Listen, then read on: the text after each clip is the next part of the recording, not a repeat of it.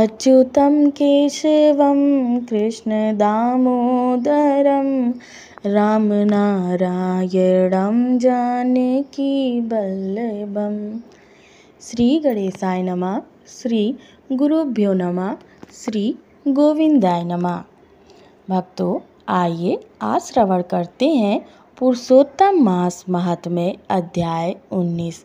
आप श्रवण कर रहे हैं राजा धृढ़धनवा के पूर्व जन्म की कथा, जिसमें भगवान विष्णु द्वारा पुरुषोत्तम मास व्रत किए जाने पर राजा धृढ़धनवा को अपने पूर्व जन्म के मृत पुत्र को भगवान विष्णु के वरदान से पुनः जीवित किया जाता है। श्री सूत जी बोले, हे तपस्वियों, इस प्रकार कहते हुए श्री नारायण को मुनि श्रेष्ठ नारद मुनि ने मधुर वचनों से प्रसन्न करके कहा, हे ब्राह्मण तपोनिधि सुदेव। ब्राह्मण को प्रसन्न विष्णु भगवान ने क्या उत्तर दिया, सो हे तपोनिधि कहिए। श्री नारायण बोले, इस प्रकार महात्मा सुदेव ब्राह्मण ने विष्णु भगवान से कहा। भक्त वत्सल विष्णु भगवान ने वचनों द्वारा सुदेव ब्राह्मण को प्रसन्न करके कहा।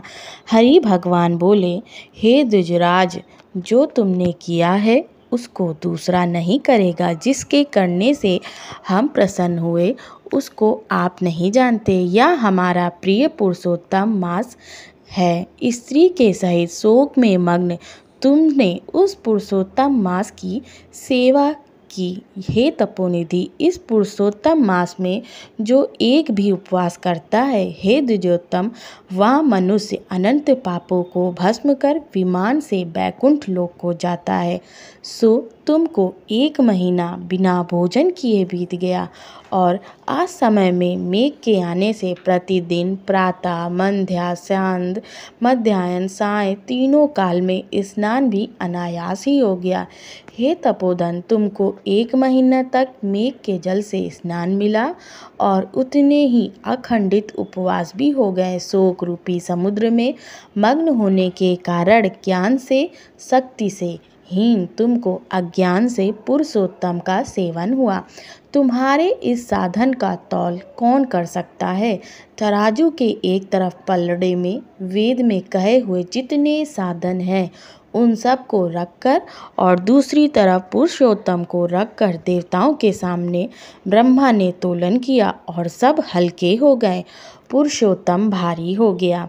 इसलिए भूमि के रहने वाले लोगों से पुरुषोत्तम का पूजन किया जाता है। हे तपोधन, यद्यपि पुरुषोत्तम मास सर्वत्र है, फिर भी इस पृथ्वी लोक में पूजन करने से फल देने वाला कहा गया है। इससे हे वत्स, इस समय आप सब तरह से धन्य हैं, क्योंकि आपने इस पुरुषोत्तम मास में उग्र तथा परम दारुण तप को किया। मनुष्य शरीर को प्राप्त कर जो लोग श्री पुरुषोत्तम मास में स्नान दान आदि से रहित हैं, वे लोग जन्म जन्मांतर में दरिद्र होते हैं। इसलिए जो सब तरह से हमारे प्रिय पुरुषोत्तम मास का सेवन करता है, वह मनुष्य हमारा प्रिय धन्य और भाग्यवान होता है।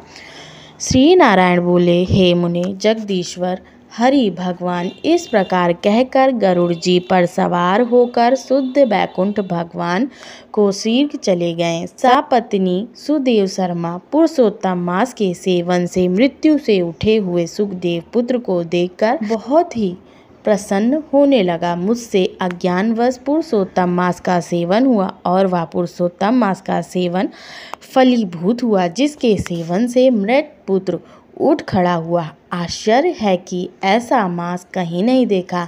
इस तरह आश्चर्य करता हुआ उस पुरुषोत्तम मास का अच्छी तरह पूजन करने लगा। वह सपत्नी ब्राह्मण श्रेष्ठ इस पुत्र से प्रसन्न हुआ और सुखदेव पुत्र ने भी अपने उत्तम कार्यों से सुदेव शर्मा पिता को प्रसन्न किया। सुदेव शर्मा ने पुरुषोत्तम मास की प्रशंसा की तथा आदर के साथ श्री विष्णु भगवान की पूजा की और कर्म योग से होने वाले फलों में इच्छा का त्याग कर एक भक्ति मार्ग में ही प्रेम रखा। श्रेष्ठ पुरुषोत्तम मास को समस्त दुखों का नाश करने वाला जानकर उस मास के आने पर स्त्री के साथ जप हवन आदि से श्री हरि भगवान का सेवन करना। वह सब पत्नी श्रेष्ठ ब्राह्मण निरंतर 1000 वर्ष संसार के समस्त विषयों का उपभोग कर विष्णु भगवान के उत्तम लोक को प्राप्त हुआ, जो योगियों को भी दुष्प्राप्य है, फिर यज्ञ करने वालों को कहाँ से प्राप्त हो सकता है।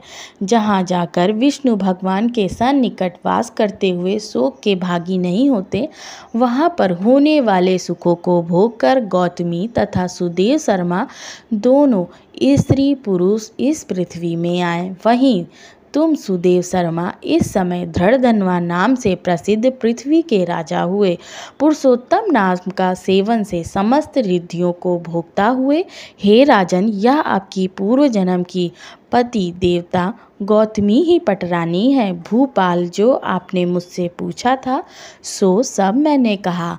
और सुख पक्षी तो पूर्व जन्म में जो पुत्र सुखदेव नाम से प्रसिद्ध थे और हरि भगवान ने जिसको जिलाया था, वह 12,000 वर्ष तक आयु भोग कर बैकुंठ को गया।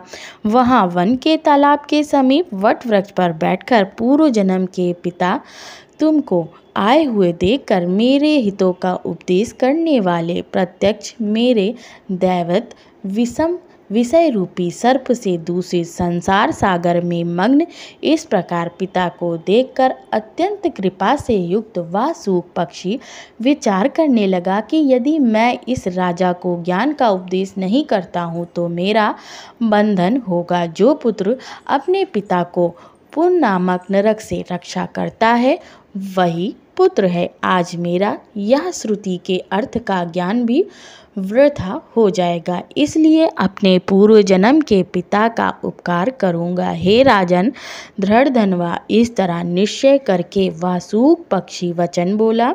हे पाप रहित राजन, जो आपने पूछा सो यह सब मैंने कहा। अब इसके बाद पाप नाशनी सरयू नदी को जाऊंगा। श्री नारायण बोले।